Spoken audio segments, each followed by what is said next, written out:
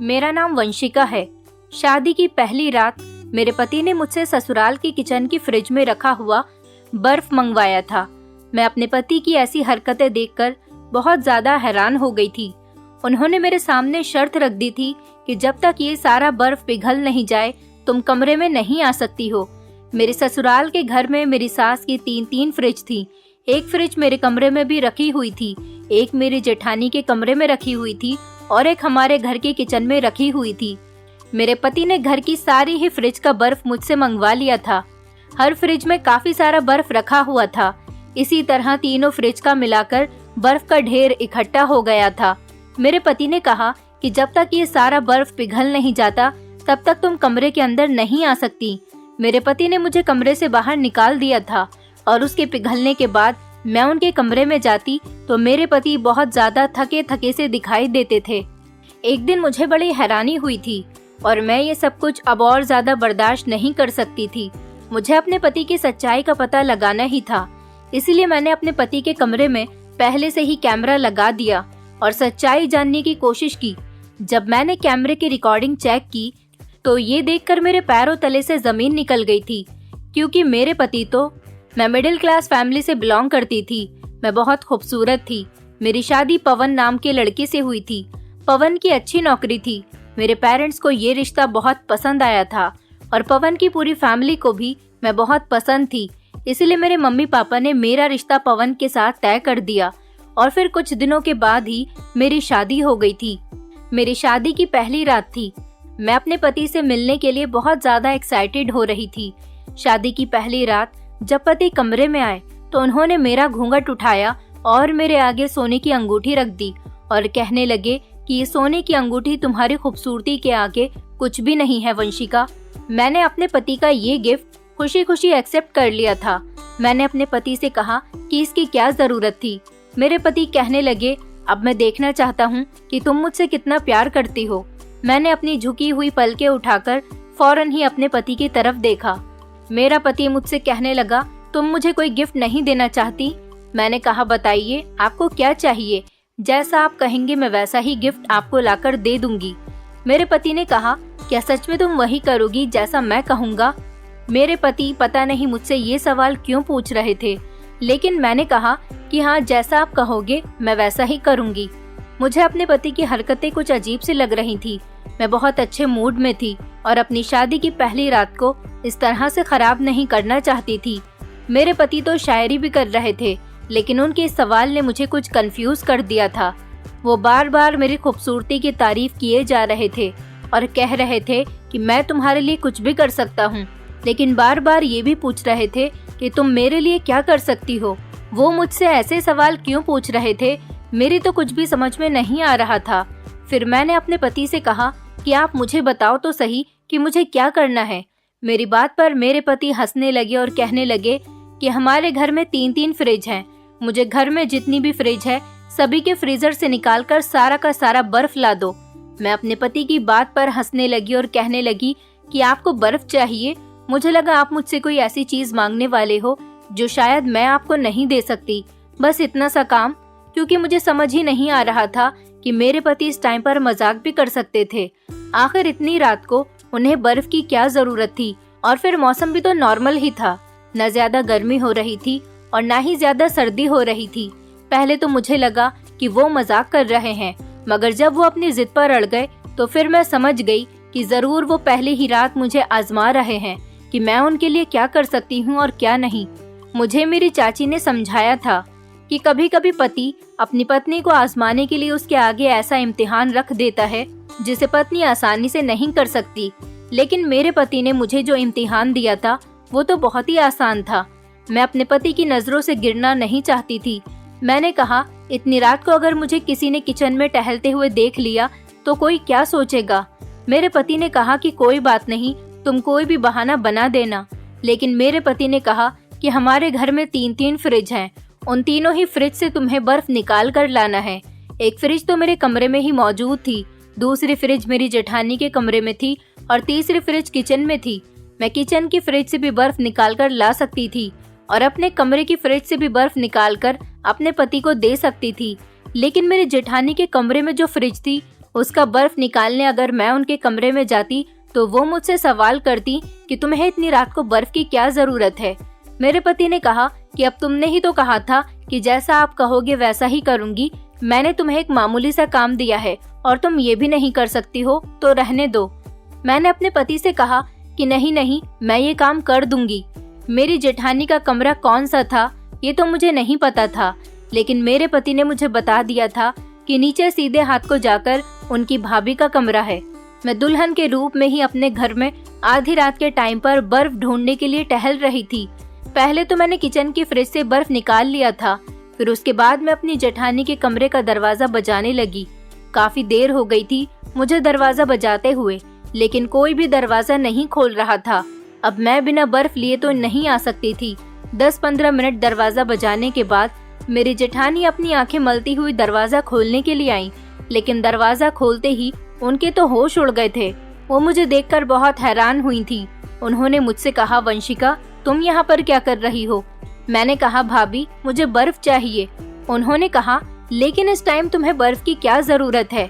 मैंने कहा, वो मैं आपको सुबह बताऊंगी, प्लीज आप मुझे जल्दी से बर्फ दे दीजिए। सॉरी, आपको मैंने तंग किया। उन्होंने कहा, अच्छा ठीक है।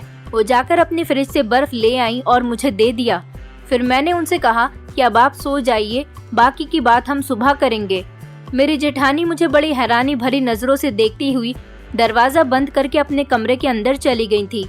मैंने सारा बर्फ इकट्ठा करके अपने पति को दे दिया था, लेकिन मैं यही सोच रही थी कि क्या मेरा पति मेरी इस हरकत से इम्प्रेस हो जाएगा। मैं जब बर्फ लेकर अपने पति के पास आई तो उनकी आंखों में खुशी की चमक आ गई थी। वो कहने लगे, इस बर्फ को इधर टेबल पर रख दो। मैंने सारा बर्फ टेबल पर रख दिया तो मेरे पति तो बच्चों की तरह खुश हो गए थे। मेरा पति मेरे करीब आकर कहने लगा, वंशिका तुम बहुत अच्छी हो, अब तुम बस मेरी एक आखिरी बात और मान लोगी क्या?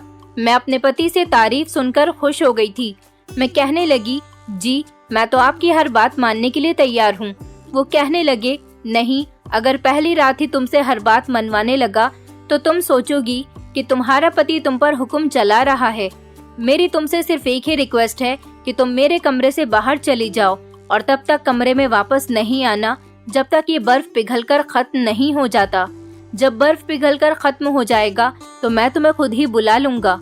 अपने पति की बात सुनकर मुझे बहुत हैरानी हुई थी और उससे कहीं ज्यादा तो मुझे दुख हुआ था, मगर मैं जानती थी कि वो मुझे आजमा रहे हैं।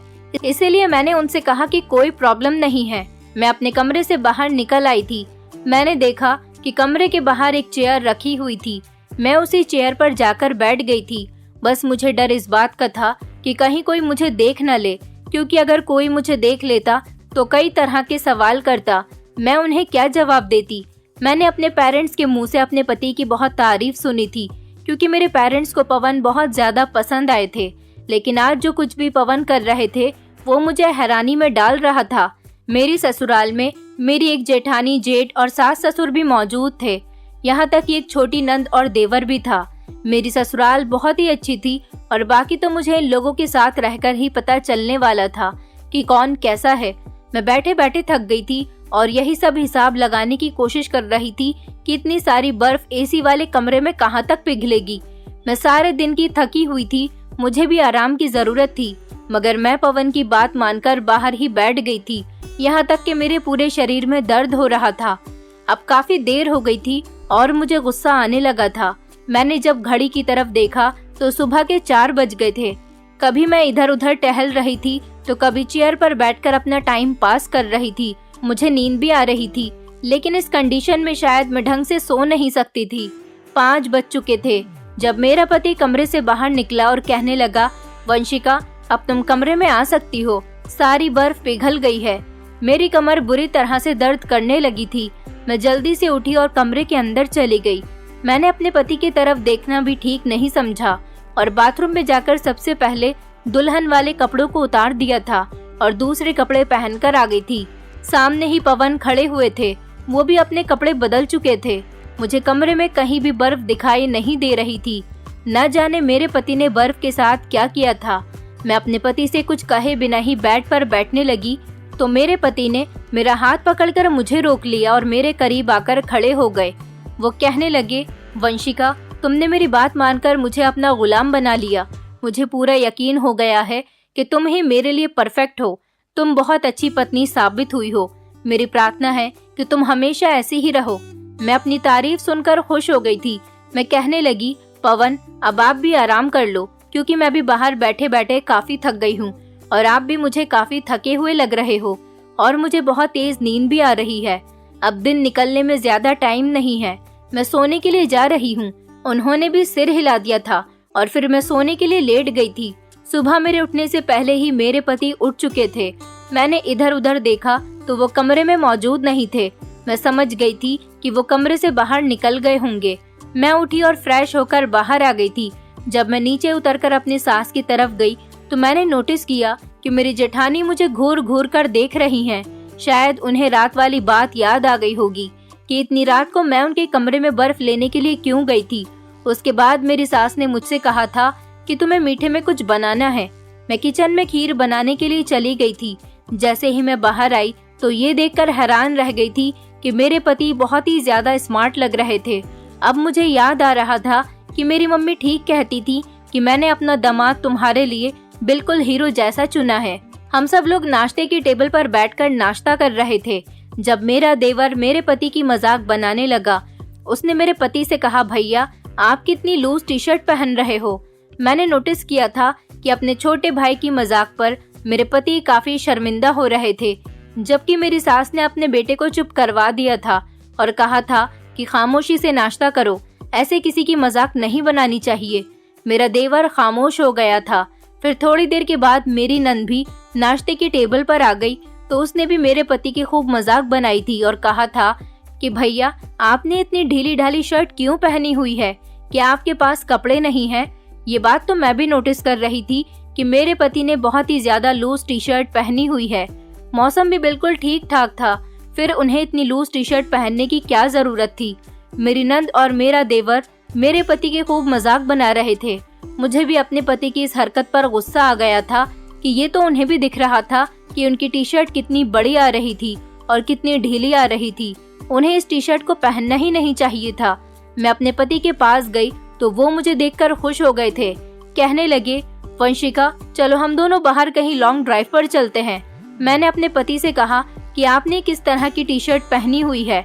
आप अगर इन कपड़ों में बाहर जाओगे तो शायद बाहर के लोग भी आपकी मजाक बनाएंगे। मैंने अपने पति से कहा, अगर आप मुझे बाहर ले जाना चाहते हो तो आपको अपने कपड़े चेंज करने होंगे। पवन मेरी बात सुनकर परेशान हो गए थे, क्योंकि मैं नहीं चाहती थी कि घर वालों के साथ साथ मेरे पति की बाहर वाले भी मजाक बनाएं। वो कहने लगे, ये भी तो कितनी अच्छी टी शर्ट है।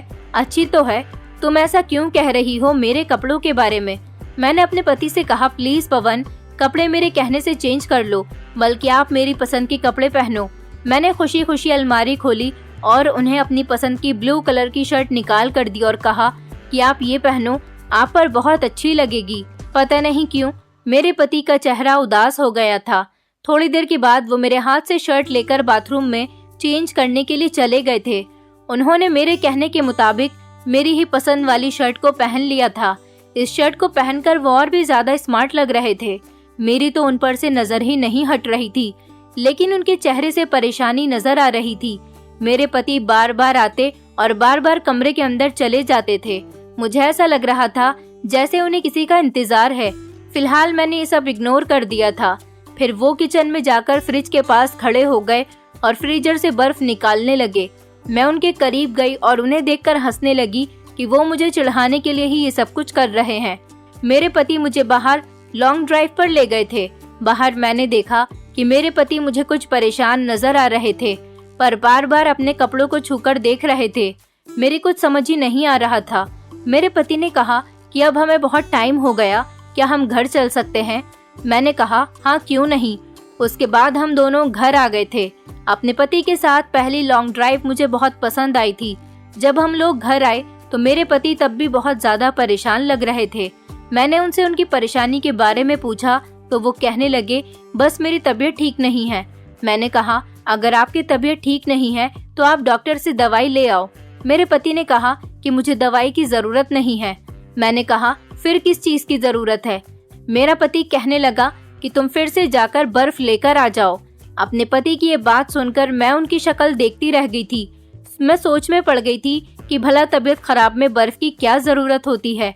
और फिर मजबूर होकर मैं बर्फ लेने के लिए कमरे से निकल ही रही थी, तभी मेरे पति ने मुझे आवाज लगाई और कहने लगे कि इस टाइम सब लोग तुम्हें बर्फ लेते हुए देख लेंगे, इसीलिए किसी को भी कुछ मत बताना। अगर कोई पूछे कि बर्फ की क्या जरूरत है तो मत बताना और कोई बहाना लेकर जल्दी से बर्फ लेकर आ जाना। अपने पति की ये बात मुझे बड़ी अजीब लगी थी। मैं किचन में बर्फ निकालने गई तो मेरी सास किचन में ही खड़ी हुई थी। उन्होंने मुझे देखा कि मैं बर्फ निकाल रही हूँ तो उन्होंने कहा कि तुम्हें इतनी ढेर सारी बर्फ की क्या जरूरत है। मैंने अपनी सास को कोई जवाब नहीं दिया, बस मुंह बंद करके फौरन ही किचन से बाहर निकल आई। मेरी सास को मेरी ये हरकत कुछ अजीब भी लगी थी, क्योंकि मैंने उनकी बात का उन्हें जवाब नहीं दिया था। मैंने अपने पति को बर्फ लाकर दे दी। मेरे पति कहने लगे कि अब तुम कमरे से बाहर चली जाओ। मैं बाहर निकली तो आज भी मेरे कमरे के बाहर कोई नहीं था, क्योंकि अब रात के 11 बज गए थे और इस घर में सब लोग 11 बजे तक अपने कमरों में चले जाते थे। मुझे टेंशन भी हो रही थी कि अगर मुझे किसी ने देख लिया तो मैं उन्हें क्या जवाब दूंगी। मैं कल की तरह ही चेयर पर बैठ गई थी, क्योंकि मैं जानती थी कि आज भी मेरे पति ही मुझे खुद कमरे के अंदर आने के लिए कहेंगे। वही हुआ। रात के 4 बजे मेरे पति ने मुझे आकर बुलाया था। वो कहने लगे, आओ कमरे में आ जाओ। मेरी जब अपने पति के चेहरे के ऊपर नजर गई तो वो बहुत ज्यादा थके हुए थे। फिर मैं आकर अपने बेड पर लेट गई। लेकिन ये क्या था, मेरे पति ने फौरन ही अपना तकिया उठाया और सोफे पर जाकर लेट गए थे। मैंने अपने पति से कहा कि आप सोफे पर क्यों जाकर लेट गए हो। मेरे पति ने कहा कि मैं बहुत ही प्रैक्टिकल लड़का हूँ, अरेंज मैरिज पर यकीन तो रखता हूँ, मगर एक दूसरे को समझे बिना मैं किसी भी रिश्ते को शुरू करना पसंद नहीं करता। इसलिए कुछ रातों तक मैं सोफे पर ही सोया करूंगा, जब तक हम दोनों एक दूसरे को अच्छी तरह से जान पहचान भी लेंगे। मैंने अपने पति की बात पर हाँ में हाँ मिला दी थी, लेकिन सोचती रह गई थी कि मेरे पति मेरे साथ ये सब क्यों कर रहे हैं। वो तो साफ साफ मुझसे बच रहे हैं। मैंने अपने पति से कहा, पवन, मुझे लगता है कि आपके घर वालों ने आपकी शादी मेरे साथ जबरदस्ती करवाई है। मुझे पता था कि अब वो कहने वाले हैं कि नहीं, ऐसी कोई बात नहीं, मैं तो तुम्हें पसंद करता हूँ। मगर मेरे पति ने तो कुछ ऐसा कहा जिसे सुनकर मेरे होश उड़ गए थे। मेरे पति ने कहा कि हाँ, तुम ठीक कह रही हो, मैं अभी शादी करना नहीं चाहता था। मेरा दिल टूटकर रह गया था। मैं मुंह लटकाकर बेड पर लेट गई थी। यही सब कुछ सोच सोच कर मैं सो नहीं पाई थी। ये सारी बातें सोचकर मेरा दिमाग दर्द करने लगा था कि मैं पवन की जिंदगी में एक अनचाही इंसान हूँ। मुझे जबरदस्ती उन पर थोप दिया गया था। अगले दिन मैंने देखा कि घर के सारे लोग ही अपने अपने कामों में बिजी थे। इस घर में हर कोई अपने आप से मतलब रखता था। मेरे पति भी अब ऑफिस जाने लगे थे, क्योंकि उन्होंने जो शादी के लिए छुट्टियां ली थी वो अब पूरी हो गई थी, इसलिए उन्होंने ऑफिस ज्वाइन कर लिया था। मैं भी अब घर के कामों में हाथ बटाने लगी थी, लेकिन मेरा बिल्कुल भी मन नहीं लग रहा था। मैंने अपनी सास से कहा था कि मैं अपने मायके जाना चाहती हूँ। मेरी सास ने मुझे जाने की परमिशन दे दी थी। मैंने अपने पति से भी कॉल करके मायके जाने की परमिशन लेनी चाहिए, तो मेरे पति ने कॉल ही अटेंड नहीं की। फिर मैंने उनके ऑफिस में केबिन वाले नंबर पर कॉल की। वहाँ पर कॉल मेरे पति की सेक्रेटरी ने रिसीव की थी। मैंने उनसे अपने पति से बात करने के लिए कहा तो उन्होंने बताया कि आज तो सर ऑफिस आए ही नहीं हैं। ये बात सुनकर तो मैं हैरान रह गई थी, क्योंकि मेरे पति सुबह ऑफिस जाने के लिए ही तो घर से निकले थे। मैं अपने पति का नंबर बार बार ट्राई कर रही थी, लेकिन उनका फोन नहीं लग रहा था। मैं अपने पति के लिए बहुत ज्यादा परेशान हो गई थी। मैंने नीचे जाकर अपनी सास को ये बात बताई तो वो भी परेशान हो गई थी। उन्होंने मेरे ससुर को कॉल की तो मेरे ससुर ने भी यही बताया था कि पवन आज ऑफिस गए ही नहीं। हम सब लोग इस खबर से बहुत परेशान हो गए थे। मेरा दिल बहुत घबरा रहा था और मेरे दिल में बार बार यही ख्याल आ रहा था कि मेरे पति मुझे छोड़कर तो नहीं चले गए। मैंने अपने पति के सारे फ्रेंड्स को कॉल कर ली थी, मगर उनको भी मेरे पति के बारे में कुछ नहीं पता था। मैं अब उन्हें कहाँ ढूंढती। मैं चुप करके अपनी सास के पास ही बैठ गई थी। मेरी सास भी बार बार मेरे पति के नंबर को ट्राई कर रही थी। फिर मैं अपने कमरे में चली गई और इधर से उधर टहलने की कोशिश करने लगी, लेकिन बार बार मेरा ध्यान अपने पति की तरफ ही जा रहा था। तभी अचानक मुझे किसी के पैरों की आहट सुनाई दी। मैंने जैसे ही पीछे पलटकर देखा तो पीछे मेरे पति खड़े हुए थे। मेरे पति बहुत ज्यादा परेशान नजर आ रहे थे और उनके चेहरे पर एक अजीब तरह का डर साफ नजर आ रहा था। मैं जल्दी से अपने पति के गले लग गई और खूब रोने लगी। मैंने अपने पति से कहा कि आप कहाँ चले गए थे। मेरे पति ने अपने चेहरे पर मुस्कुराहट सजाई और कहने लगे कि तुम इतनी परेशान क्यों हो गई हो, मैं ऑफिस ही तो गया था। मेरे पति के बारे में जब मेरी सास को पता चला कि वो आ गए हैं तो मेरी सास भी हमारे कमरे में आ गई थी और उन्होंने मेरे पति से वही सवाल किया जो कि मैं उनसे कर चुकी थी। उन्होंने कहा, बेटा तुम कहाँ चले गए थे? तुम्हें पता है कि बहू कितनी परेशान हो रही थी, और तो और आज तुम ऑफिस भी नहीं गए। मेरे पति ने फौरन अपना मोबाइल उठाया और अपने पापा को कॉल लगाई और कॉल को स्पीकर पर कर दिया था। कॉल मेरे ससुर ने रिसीव की थी। मेरे पति ने कहा, पापा जी बताइए आज मैं ऑफिस आया था या नहीं? मेरे ससुर कहने लगे, हाँ ऑफिस तो आया था, लेकिन थोड़ी देर के लिए कहीं चला गया था। मेरे पति ने कहा कि मैं ऑफिस गया था, लेकिन थोड़ी देर में ऑफिस से बाहर कुछ खाने के लिए चला गया था और मेरे मोबाइल में नेटवर्क भी नहीं आ रहे थे। मेरी सास और मुझे ये सब सुनकर तसल्ली हो गई थी, जबकि मैं हैरान थी कि मेरे ससुर ने 1 घंटा पहले तो मेरी सास को बताया था कि आज पवन ऑफिस गए ही नहीं, और मुझे सेक्रेटरी ने भी यही बताया था। फिलहाल अब मेरे पति घर आ गए थे। मैं अपने पति को देखकर काफी खुश हो रही थी। मैंने इस टाइम अनजान बन जाना ही सही समझा था। मैंने अपने पति से कहा कि आप ऑफिस जाया करो तो मुझे बार बार कॉल करते रहा करो ताकि मुझे आपकी खबर मिल जाए। वो सर हिलाकर आगे बढ़ गए। मेरी सास भी मुस्कुराकर कमरे से बाहर निकल गई थी। मेरे पति के हाथ में एक छोटी सी थैली थी, न जाने उसमें क्या था। मेरे पति ने उस थैली को अपनी अलमारी में रख दिया और अपनी अलमारी को लॉक कर दिया। मैं अपने पति की इन हरकतों से बड़ी हैरान हो रही थी। मैं अपने पति के लिए चाय बनाने के लिए किचन में चली गई। किचन में मेरी जेठानी और सास भी मौजूद थी। मैंने अपनी सास से कहा कि मम्मी जी मुझे लगता है कि पवन हमसे झूठ बोल रहे थे और इन दिनों मुझे अपने पति की हरकतें भी कुछ अजीब सी लगने लगी हैं। क्या उनका किसी के साथ अफेयर चल रहा है? मेरी सास मेरी बात सुनकर घबरा गई और कहने लगी, नहीं बेटा ऐसी कोई बात नहीं, वो तो तुम्हें ही पसंद करता है। मेरा बेटा बहुत शरीफ है। मैं अपनी सास की बात सुनकर खामोश हो गई थी, लेकिन मैं अपनी सास से ये भी तो नहीं कह सकती थी कि आपका बेटा हर रात मुझे कमरे से बाहर निकाल देता है। मैं ऐसी बिल्कुल भी नहीं थी कि अपने पति की शिकायत उसकी माँ से करूं। मैंने अपनी सास की बात सुनकर हाँ में सिर हिला दिया था। फिर चाय बनाने के बाद मैं अपने कमरे में लेकर आ गई थी। मैं अभी दरवाजे तक ही पहुंची थी कि मेरे पति के बोलने की मुझे आवाज आई। वो किसी से कह रहे थे कि तुम्हें भगवान का वास्ता मेरी पत्नी को इस बारे में कुछ मत बताना, ये बात हम दोनों के बीच ही रहनी चाहिए।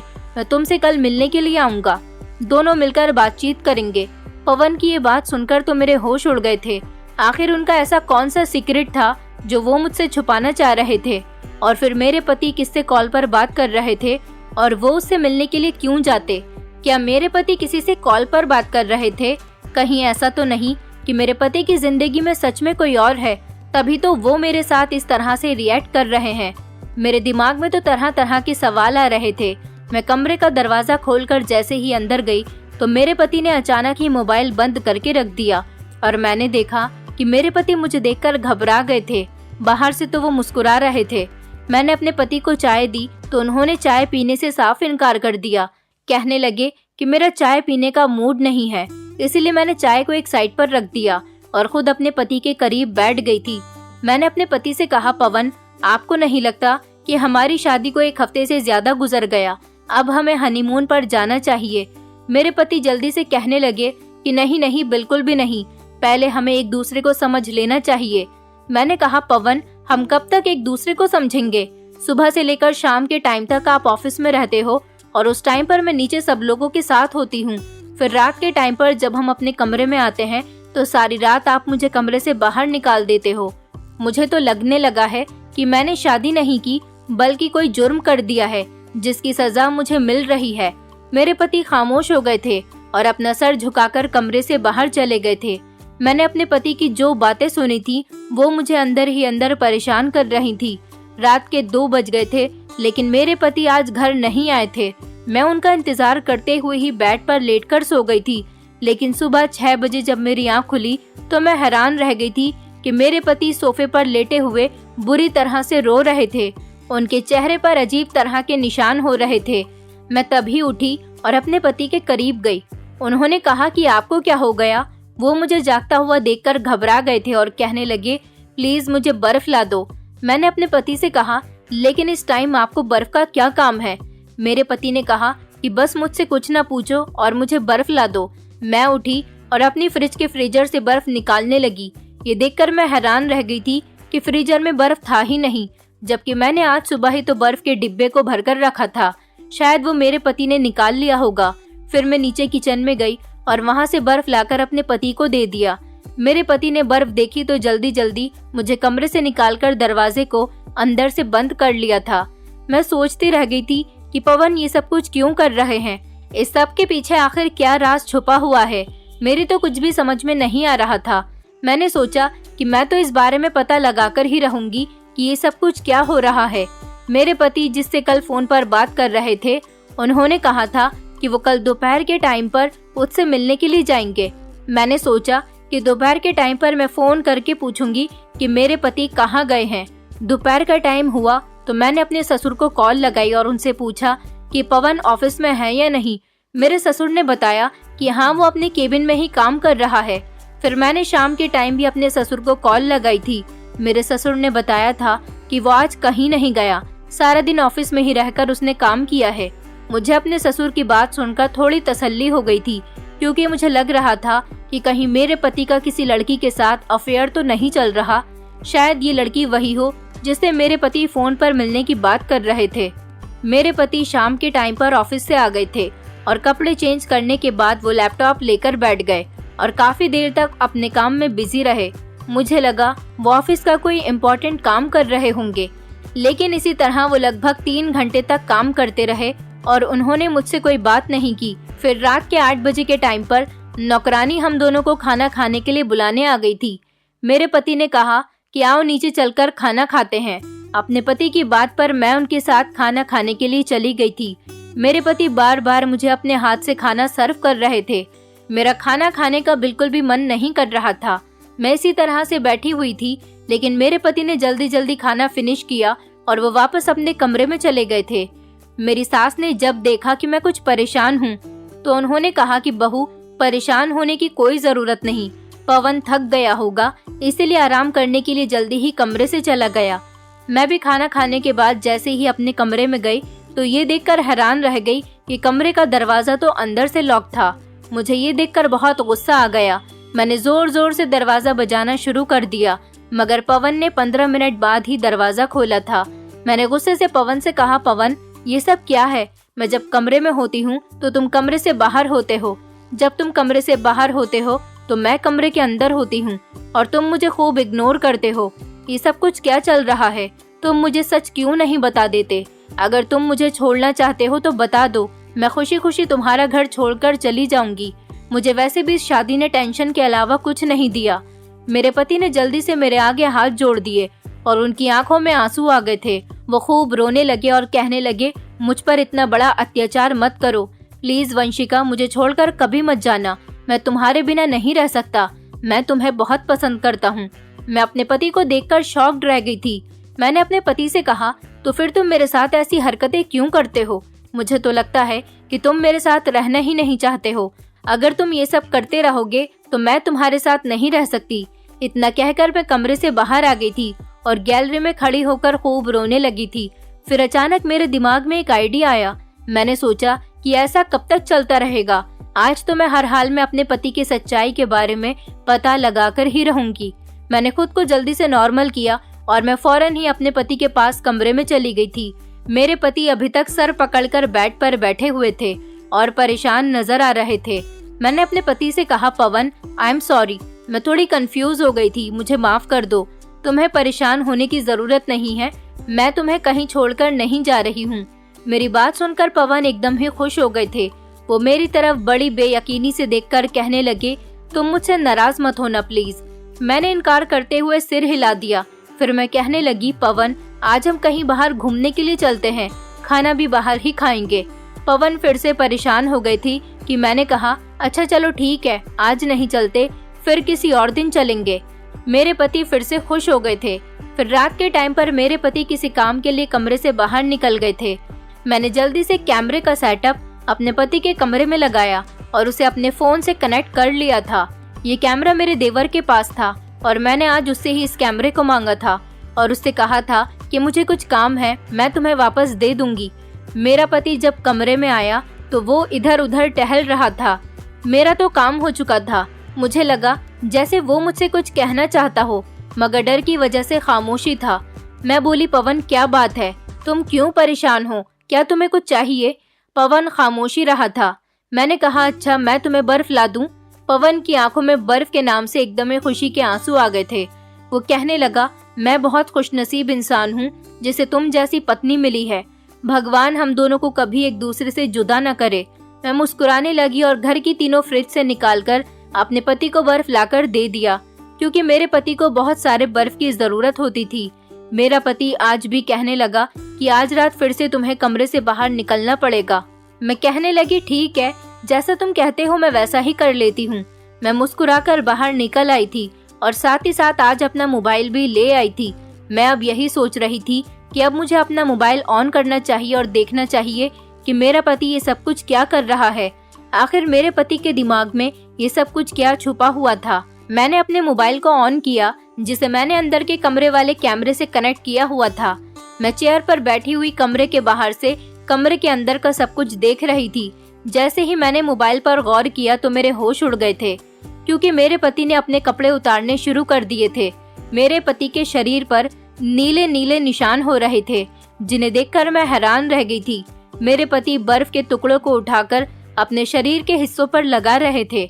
हर तरफ मेरे पति बर्फ के टुकड़ों को अपने शरीर पर लगा रहे थे और एक टॉवल से पानी भी बार बार साफ कर रहे थे।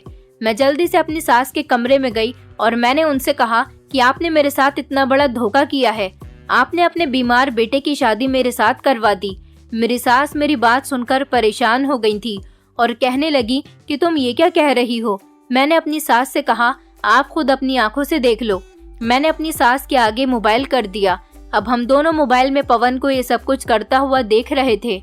मेरी सास ने कहा कि मेरे पास तुम्हारे कमरे की एक चाबी है। मेरी सास ने वो चाबी उठाई और उन्होंने पवन के कमरे का दरवाजा खोल दिया था। हम दोनों कमरे के अंदर दाखिल हो गए थे। पवन का अजीबोगरीब रूप हमारे सामने आ गया था। पवन हमें देखकर डर गया था और कहने लगा, मम्मी, वंशिका, आप दोनों अंदर कैसे आई? मैंने अपने पति से कहा, मुझे तुम्हारे बारे में सब कुछ पता चल गया। अब बताओ ये सब कुछ तुम्हारे साथ क्या हो रहा है और तुम ये क्या कर रहे हो बर्फ के साथ? मेरा पति रोने लगा था और उसने बताया कि मेरे शरीर पर ये एलर्जी हो रही है। मेरे पति के पूरे ही शरीर पर अजीब तरह की एलर्जी हो रही थी और नीले नीले निशान पड़े हुए थे। मेरे पति ने सिर्फ अंडरवियर पहना हुआ था। फिर उन्होंने मुझे बताया कि ये एलर्जी बहुत ही खतरनाक है। मुझे इससे बहुत तकलीफ होती है और ऐसा लगता है जैसे मेरा शरीर जल रहा है। इसकी जलन बुझाने के लिए मुझे बर्फ की जरूरत होती है। इसीलिए तुम मुझे इस हालत में देखकर डर न जाओ और कहीं मुझे छोड़ न दो। इसलिए मैं तुम्हें कमरे से बाहर निकाल दिया करता था। ये देखो मेरा शरीर, मैं बहुत ज्यादा तकलीफ में हूँ।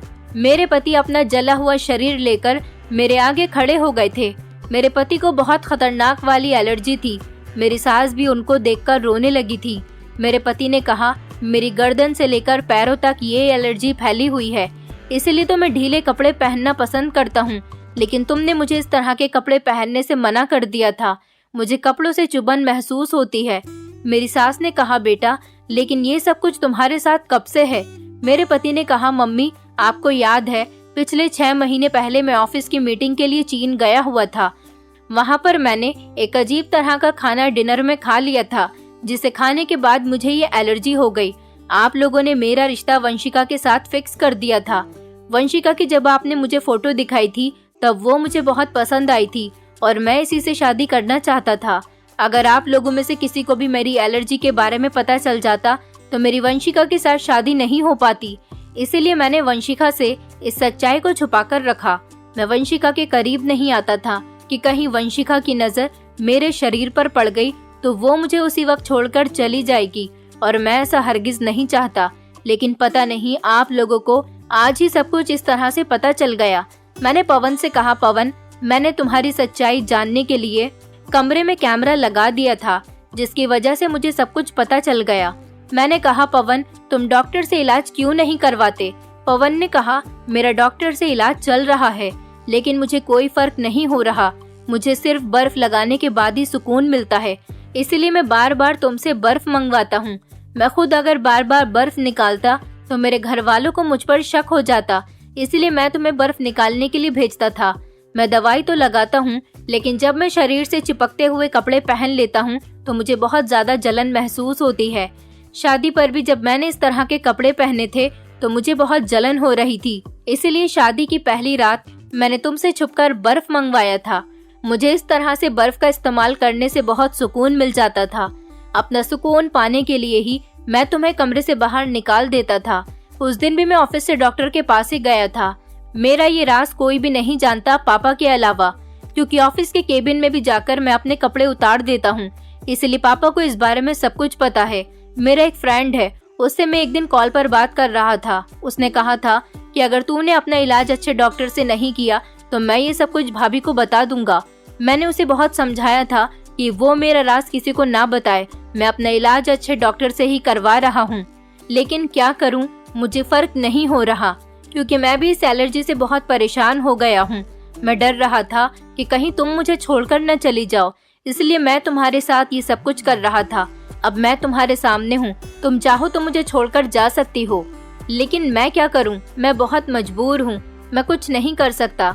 अब जैसा तुम्हारा मन करे तुम वैसा ही करो। पवन की बात सुनकर मेरी आंखों में आंसू आ गए थे। मैंने पवन से माफी मांगी। मेरी सास भी बहुत ज्यादा रो रही थी। मैंने कहा, पवन मुझे माफ कर दो, मैं तुम्हें गलत समझ रही थी। तुम तो बहुत बड़ी तकलीफ से गुजर रहे हो, मैं तुम्हें नहीं छोड़ सकती। तुम फिक्र मत करो, तुम ठीक हो जाओगे। हम लोगों ने काफी दिन पवन को नए नए डॉक्टर्स को दिखाया था। एक डॉक्टर ने पवन को अमेरिका ले जाने के लिए कंसल्ट किया था। अब मैं पवन के साथ अमेरिका आई हुई हूँ और यहाँ पर आए हुए मुझे 4 महीने गुजर गए। डॉक्टर ने यहाँ पर पवन को एडमिट कर लिया। पवन का यहाँ बहुत अच्छा ट्रीटमेंट चल रहा है और पवन की एलर्जी को काफी फर्क है। डॉक्टर ने पवन का फुल कंप्लीट कोर्स 6 महीने का बताया है और जिसमें 2 महीने रह गए हैं और 2 महीने बाद हम पवन को घर ले जा सकते हैं। और मुझे उम्मीद है भगवान ने मेरे पति को इतना ठीक कर दिया है तो वो बिल्कुल भी ठीक कर देगा। अब मुझे अपने पति से कोई शिकायत नहीं। मैं चाहती हूँ कि मेरी जिंदगी अपने पति के साथ हंसी खुशी गुजरे। बस आप लोग मेरे पति के लिए प्रार्थना कीजिए। दोस्तों, उम्मीद करती हूँ आपको हमारी कहानी पसंद आई होगी। कहानी पसंद आई है तो वीडियो को लाइक करें, चैनल पर नए हैं तो चैनल को सब्सक्राइब करें और हाँ, नोटिफिकेशन बेल को जरूर दबाएं ताकि अगली अपडेट सबसे पहले आपको मिले।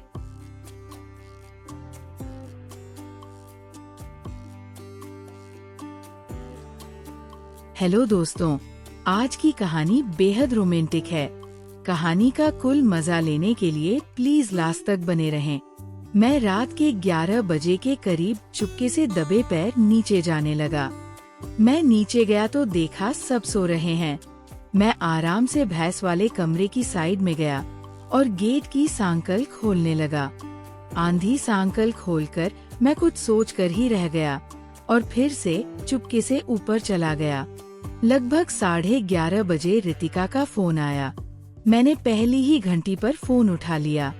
रितिका बोली, सोया नहीं गया, जो छत पर चक्कर काट रहा है। मैं बोला, सोई तो तुम भी नहीं हो। रितिका बोली, बस आज तो नींद ही उड़ गई है, तू आजा, बस दादी पोता दोनों सो रहे हैं। मैं बोला, आ रहा हूँ, पर तुम्हारे घर कैसे आऊँ? आने का कोई रास्ता है? रितिका बोली, मैं गेट खोल रही हूँ, तुम देर ना करना, जल्दी आ जाओ। मैंने कहा, ठीक है। मैं फोन काटकर धीरे धीरे नीचे गया और भैंस के कमरे के साइड का गेट खोलकर बाहर निकलकर गली में देखने लगा कि कोई है तो नहीं। पूरी गली खाली थी। मैं रितिका के घर की ओर चल दिया। मैं गेट पर पहुंचा ही था कि रितिका गेट पर ही खड़ी थी। उसने गेट खोल दिया और मैं अंदर आ गया। रितिका ने गेट बंद कर दिया और ताला लगा दिया। हम दोनों कमरे में आ गए। मैं रितिका से बोला, तुमने तो गेट पर ताला लगा दिया है, क्या सुबह तक यहीं पर रखूंगी मुझे? रितिका बोली, नहीं, घर की पिछली तरफ से दीवार कूदकर चले जाना तन्ने तो पता है ना। गांव में जो दूध या दूध बेचते हैं वो सब 3 से 4 बजे दूध निकालने के लिए उठ जाते हैं। मैं बोला, हाँ पता है, अंदर आना मुश्किल होता है, बाहर जाना नहीं। अब मैं आपको रितिका के बारे में बता दूं। उसने उस समय हल्की सी लिपस्टिक लगा रखी थी। वो खुले बाल में बहुत ज्यादा सुंदर लग रही थी। रितिका बोली, लाइट बंद कर लेते हैं, क्या पता छोटू न उठ जाए बाथरूम करने के लिए और लाइट जलती देखकर यहाँ कमरे में सोने आ जाएगा। मैं बोला, अंधेरे में नहीं जाने मन, थोड़ी रोशनी तो होनी चाहिए। रितिका बोली, छोटा बल्ब जला लेती हूँ। फिर रितिका ने छोटा बल्ब जला दिया और हम दोनों बेड पर। हेलो दोस्तों, स्वागत है आप सभी का हमारी एक और रोमांचक कहानी में। उम्मीद करती हूँ आपको ये कहानी बेहद पसंद आएगी। ये घटना इस साल जून के महीने की है। मेरे मामा के पड़ोस में ही उनकी सहेली रितिका मामी रहती है। वो मेरी सगी मामी नहीं है। मुझे अपने मामा के घर गए हुए कई साल हो चुके थे। मामा, मामी और नानी जब भी फोन करते तो मुझे वहाँ आने के लिए जिद करते। मैं हर बार उन्हें आऊंगा कहकर टाल देता। एक बार नानी का फोन आया। वो बोली, बेटा अब तू मेरे पास मिलने को आ जा या मेरे मरने के बाद ही आएगा। मैं बोला, अरे नानी आप ऐसा न कहो, मैं अगले हफ्ते पक्का आ जाऊंगा। फिर कुछ देर बाद बात करके मैंने फोन रख दिया। मैंने सोचा कि मामा के घर सबसे मिलकर ही आता हूँ। मामा का परिवार बैरी के पास गांव में रहता है। वो सब बहुत ही सीधे साधे लोग हैं। हम लोग मामा के उस एरिया को बाघड़ कहते हैं क्योंकि उनकी भाषा थोड़ी अलग किस्म की है। मैं अपने मामा के गांव का नाम नहीं बताऊंगा। फिर 3 दिन बाद मैं माँ पापा से पहुंचकर बाइक लेकर मामा के घर एक हफ्ते रहने के लिए निकल गया। लगभग 40 मिनट बाद मैं मामा के घर पहुंच गया। मैं आपको मेरे मामा के बारे में बता दूं। वो फौज में है। उनका एक बेटा है और 2 लड़कियां हैं। लड़कियों की शादी हो चुकी है और लड़के का नाम निखिल है। वो अभी 12वीं क्लास में पढ़ रहा है। घर में मेरी नानी और मामी है। मामी एक भैंस पाले हुए हैं। मामा के घर में 3 कमरे नीचे और एक कमरा ऊपर है। घर के आंगन को छत से ढक दिया गया है। कभी कभी मेरी नानी वहीं सोती थी। भैंस का कमरा अलग था। घर से भैंस के कमरे में जाने के लिए एक चौखट लगी थी। दरवाजा नहीं था। भैंस को बाहर ले जाने के लिए एक अलग गेट था। उसी गेट से उसे बाहर प्लॉट में ले जाते थे। मैं घर पहुंचा तो वहाँ नानी, मामी और एक सुंदर सी औरत और बैठी थी। मैंने सबको नमस्ते किया और सबका हालचाल पूछा। मामी मेरे लिए चाय ले आई। फिर चाय पानी पीकर मैं ऊपर कमरे में जाकर लेट गया। बाइक चलाकर आया था तो थकान हो रही थी। लेटते ही मेरी आंख लग गई। शाम को मैं उठा तो नीचे आ गया। उधर निखिल पढ़ रहा था तो उसने मुझे नमस्ते किया। मैंने देखा तो मामी के पास अभी भी वही औरत बैठी थी जो मेरे आने के समय बैठी हुई थी। मैंने निखिल से पूछा, ये कौन है? तब उसने बताया, ये आंटी पड़ोस में ही रहती है। पहले ये लोग गांव के अंदर रहते थे। अभी 2 साल पहले यहाँ घर बनाया है अपने घर के लिए। सुबह शाम दूध लेने यहाँ आते हैं। इनके पति दिल्ली में नौकरी करते हैं और वो अंकल हफ्ते में एक बार ही घर आते हैं। अब मैं आपको रितिका मामी के बारे में बता देता हूँ।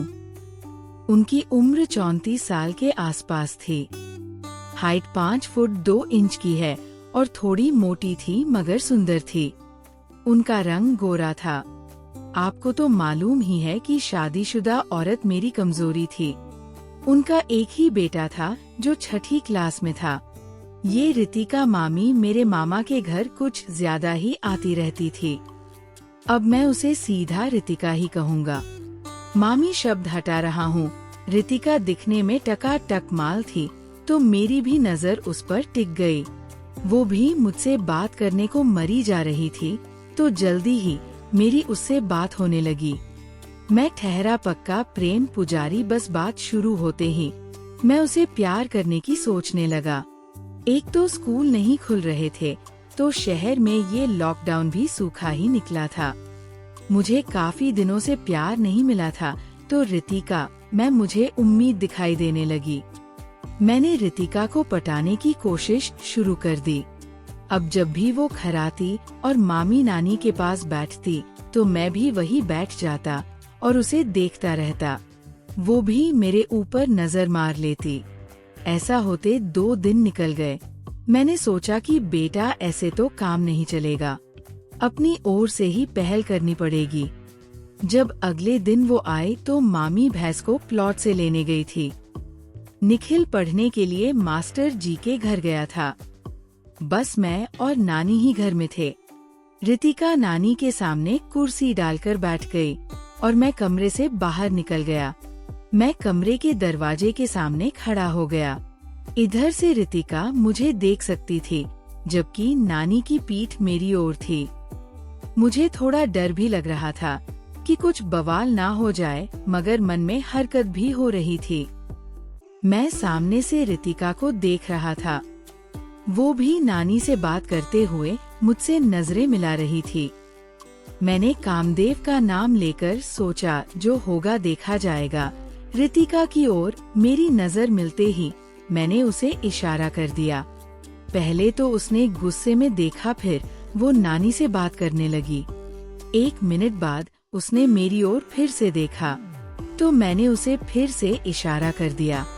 इस बार वो कुछ नहीं बोली, न गुस्सा दिखाया। अब वो बार बार मेरी ओर देखने लगी। मैं हंसने लगा तो वो भी हंस दी और उसने नजर नीचे कर ली। अब मैं दूसरे कमरे में आकर लेट गया। मेरा इरादा तो था कि रितिका को प्यार करूं, पर मैं शाम तक इंतजार करने लगा कि कहीं रितिका मेरी मामी को कुछ बता न दे। शाम को मैं देर से सोकर उठा था। तब तक रितिका दूध लेकर जा चुकी थी। मुझे किसी ने कुछ नहीं कहा, मतलब कि रितिका ने किसी को कुछ नहीं बताया था। मैं अब घूमने के लिए निकल गया। अगले दिन से रितिका मुझसे खुलकर बात करने लगी थी और बेटा या आरे कहकर नहीं बोल रही थी। बस वो मेरा सीधा नाम ले रही थी। मैं तो हूँ ही प्रेम पुजारी, उसको इशारा कर देता। एक बार मेरे इशारे से वो मेरे पास से निकली, तब मैंने मौका देखकर उसके हाथ को टच कर दिया। वो अपने होठों को दांत से दबाती हुई चली गई। ऐसा होते होते 4 दिन हो गए। अब मुझे घर भी जाना था तो सोचा एक आध दिन मैं रितिका को प्यार कर लूं, नहीं तो फिर क्या पता टाइम मिले भी या नहीं। उस दिन मैं नीचे कमरे में अकेला लेटा हुआ था और मामी भैंस का दूध निकाल रही थी। रितिका हाथ में बर्तन लेकर घर आई और मामी को दूध निकालते देखकर मेरे पास खाट के सिरहाने ही बैठ गई। रितिका मुझसे बोली, घर कब जाओगे? प्रेम, मैंने जानबूझकर कहा। कल सुबह। वो बोली, सच्ची कह रहे हो क्या? मैं बोला, मैं भला झूठ क्यों बोलेंगे? वो बोली, क्या बात है, मन नहीं लग रहा है क्या, जो इतनी जल्दी जाना चाहते हो? इतना कहकर वो मेरे सर पर हाथ घुमाने लगी। मैं बोला, जाना तो है ही। रितिका धीरे से बोली, रुक जाना, इतनी जल्दी भी क्या है, मैं भी तो तेरी मामी लगती हूँ। मैं उनसे बोला, तो क्या हुआ, दिल पर किसी का जोर नहीं चलता, क्या पता किस पर आ जाए। इस पर वो हंसने लगी। मैं जल्दी से उठा और रितिका को किस कर दिया। रितिका जब तक समझती कि क्या हो रहा है, मैं थोड़ा दूर हो गया। वो मेरी मामी की तरफ देखते हुए धीरे से बोली, बड़े वो हो, पता ही नहीं लगा कि क्या करने वाले हो। तभी मामी कुछ काम से अंदर चली गई। मैं हंसने लगा और बोला, तुमसे प्यार हो गया है रितिका मेरी जान। वह बोली, बावला है कि मैं बोला, हाँ तुम्हारे प्यार में बावला ही हो गया हूँ। वो थोड़ी गंभीर हो गई और बोली, ये सही बात नहीं है, किसी ने देख लिया तो मेरी बेइज्जती हो जाएगी। मैं बोला, भरोसा करो, अगर भरोसा ना कर सकती तो मैं अब कुछ नहीं बोलेंगे। वो कुछ नहीं बोली और उठकर मामी के पास चली गई। मेरा भी मूड अब खराब हो गया था। मैंने सोच लिया कि ये नहीं मिलने वाली है, मैं कल सुबह ही घर चला जाऊंगा। कुछ देर बाद रितिका दूध लेकर चली गई। मैं कमरे से बाहर आया और मामी से कहने लगा, मामी कल मैं अपने घर जाऊंगा। मामी बोली, क्या हुआ, दिल नहीं लग रहा है क्या? और कुछ दिन रुक जाओ, मैं बोला मामी बस माँ की याद आ रही है, जब फिर टाइम मिलेगा तो फिर आ जाऊंगा। मामी बोली ठीक है, तेरी मर्जी। मेरा दिमाग ही खराब हो गया था कि रितिका ने कुछ नहीं बोला, वो चुपचाप चली गई। मैं फिर से चुपचाप लेट गया। अब बस सुबह का इंतजार था। रात को निखिल खाना खाकर किताब लेकर ऊपर कमरे में चला गया। थोड़ी देर में रितिका कुछ लेने मेरी मामी के पास आई। मैं लेटा रहा और फोन चलाने लगा। मामी रसोई में काम करने लगी तो रितिका मेरे कमरे में आई और बोली, मुंह क्यों बना रखा है तूने, ये ले मेरा फोन नंबर। उसने एक पर्ची निकालकर मेरे हाथ में दे दी और बोली, मेरे घर जाते ही फोन करना, बात करनी है तुझसे। मैंने थोड़ी देर में ही फोन किया तो रितिका ने फोन उठाया और बोली, हेलो, कौन बोल रहे हो? मैंने कहा, प्रेम। रितिका बोली, मुझे पता चला कि तुम कल घर जा रहे हो। मैंने कहा, हाँ, सुबह ही निकल जाऊंगा। रितिका बोली, क्या बात हो गई है? मैं बोला, बस कुछ नहीं, माँ की याद आ रही है।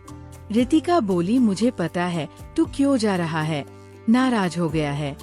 शाम वाली बात पर मैंने कहा नहीं तो रितिका बोली, देख प्रेम, दिल तो मेरा भी कर रहा है, पर मुझे डर भी लग रहा है।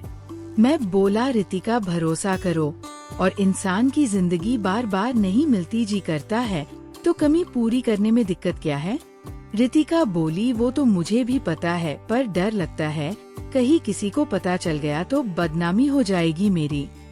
मैं बोला, मेरी ओर से बेफिक्र रहो, बात तुम्हारे और मेरे बीच की है और दोनों के बीच ही रहेंगी। रितिका बोली, तो फिर क्या इरादा है? मैंने कहा, मेरा तो इरादा नेक है, तुम बताओ। रितिका बोली, आजा रात को मेरे घर, मैं अकेली ही सोती हूँ, मेरा बेटा अपनी दादी के पास सोता है। मैं बोला, किस टाइम आऊँ? रितिका ने कहा, 12 बजे के करीब आ जाना, लेकिन फोन मैं करूँगी तब आना, अगर फोन ना करूँ तो मत आना।